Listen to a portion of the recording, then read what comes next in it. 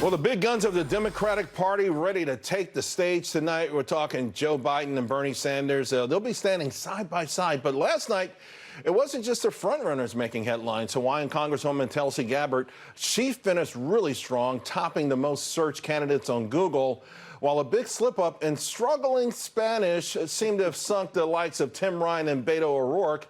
For more, I want to bring in our political panel, former Special Assistant to President Trump, Kelly Sadler, and the Daily Centrist Editor-in-Chief, Rick Unger. Rick, your party? How did you feel about your party last night? It was all right. I mean, clearly... It was all right. Yeah, it was all right. I mean, they were definitely pulling left, right? I guess lurching left. I guess that's to be expected in a primary debate, right? They'll go moving back towards the middle. But, you know, there were some winners. There were some losers. A little easier to define the losers, I think. Beto had just a ghastly night. I thought Elizabeth Warren had a good night. I thought the breakthrough had to be Castro. He stood out, and he needed that. Most media outlets said Castro. I did see some said Tulsi Gabbard. In fact, on the most searched before the debate, Elizabeth Warren, almost every single state in the union.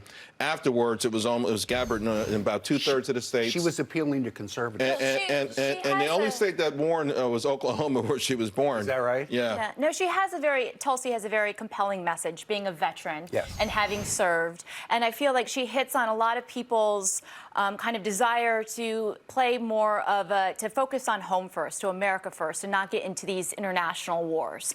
And so that appeals to a lot of people. However, I think that's where her story ends. Yeah. I think as soon as she describes that, she really has nothing more to offer.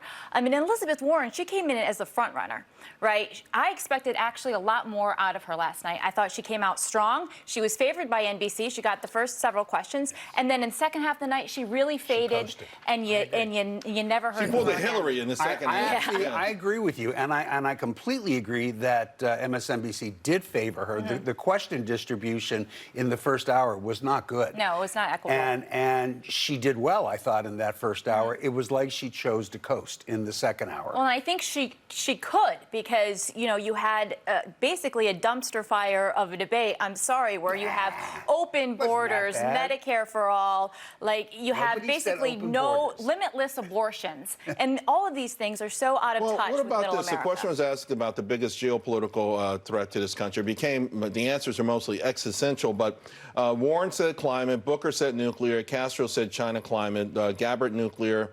Klobuchar was the only one who said economy, right? O'Rourke mentioned the climate, Ryan mentioned China, de Blasio, trying to be cute, mentioned Russia, China again for Delaney and nuclear war, and then, of course, Inslee. I was going to say, you left out Inslee. Climate, is climate really the biggest global geopolitical threat to this country? And beyond the primary, is that something that's going to play in a general election? It's not going to play in a general election, certainly not to that degree. But there are definitely a lot of people who will tell you that. My goodness, I have some friends in the military who actually say that that's our biggest geopolitical threat. Oh, really? Yeah, I really do. Oh, my goodness. Which military? Yeah. Which brand? Actually, our military. Let's talk about tonight. Let's handicap tonight. It feels like Bernie is slipping, and that he's going to have to do something dramatic. He's going to have to... he doesn't have the luxury of Elizabeth Warren of answering a few questions and coasting. Yeah. How do you see tonight playing out, Rick? I think you're right. Bernie is going to be cranky. That's how he's been behaving in the past 10 days. And I expect that crankiness will come with him. Biden is obviously the one to watch to see if he screws up, number one, and to see if he tries to stick to this idea of he's going to leave all of them alone and take on the president. We'll see.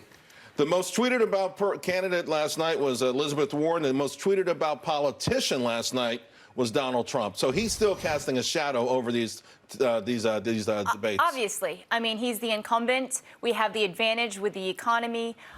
He's over in Japan now at the G20 going to negotiate what could be a historic agreement with China.